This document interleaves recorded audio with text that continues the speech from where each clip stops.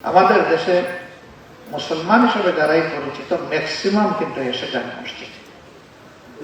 এই সুযোগটা মসজিদকে বাদ দিলে আর কোথাও নেই। তো এইখানে দেশ পরিচালনার কথা হলে মানুষ বলে যে খতিব সাহেব রাজনৈতিক আলোচনা না করলে ভালো। আবার কোন বিশাল সালিশের প্রশ্ন আসলে বলে যে চলেন আমরা বাইরে চলে যাই, মসজিদের বারান্দায় গিয়ে বসি অথবা অন্য কোনো জায়গায় বসি। কেন?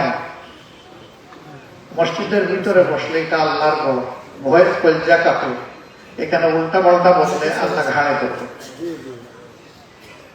বাইরে গেলে মনে করে আল্লাহ বোধ ওখানে নাই।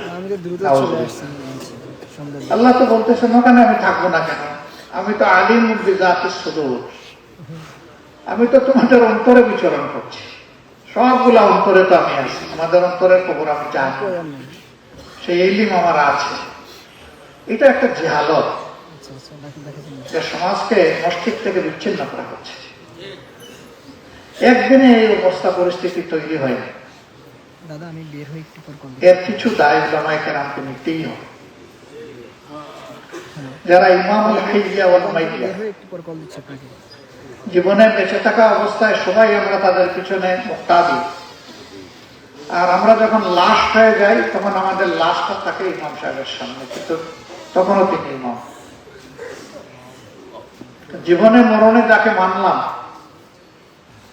তার মাধ্যমে কোরআনের সঠিক সবকটা আমি কেন না পাইলাম, এটা পেতে হবে। হ্যাঁ, কোরআনের হুবহু তাফসীর যদি কেউ করেন, এমনকি শুধু বাংলা অর্থটাও যদি কেউ বুঝে বলে, আমি মনে করি হেদায়েতের জন্য এটি যথেষ্ট হবে। খুতবায় অনেক মানুষ ঘুমায়। কেন ঘুমায়? সে বুঝে না যে এখানে কি বয়ান দেওয়া হচ্ছে। এই খুতবাকে প্রাণবন্ত করতে হবে। ইমাম সাহেব যদি, খতিব সাহেব যদি আগেই বলেন, যেটা আমরা আগে করি, আসলে খুতবা তো দুইটাই, আমরা করেছি তিনটা। একটা প্রথমে বয়ানের নামে একটা খুতবা, ভাষণ, এরপরে নামাজের সাথে সম্পৃক্ত আরো দুইটা। তো যদি ওই ভাষণটা যেটা প্রথমে দেন সেখানে যদি বলেন যে আজকের খুতবায় যা বয়ান হবে এখন তাই আলোচনা হবে, এবং যদি কোরআনের আয়াতগুলা, হাদিসের উদ্ধৃতিগুলা সেখানে নিয়ে আসে, তাহলে যখন ওই বয়ানটা দেওয়া হবে তখন মানুষ আস্তে আস্তে অনেকেই মিলাইয়া ফেলবে যে আজকে এটা বলেছিলেন, এখন এইটা তেলাওয়াত হচ্ছে। এর একটা রুহানি আসর কালবের উপরে পড়বে আসর, এবং মানুষ তখন আর ঘুমাবে না, ঝিমাবে না। এখান থেকে কিছু রুহানি খোরাক নিয়ে যেতে পারবে।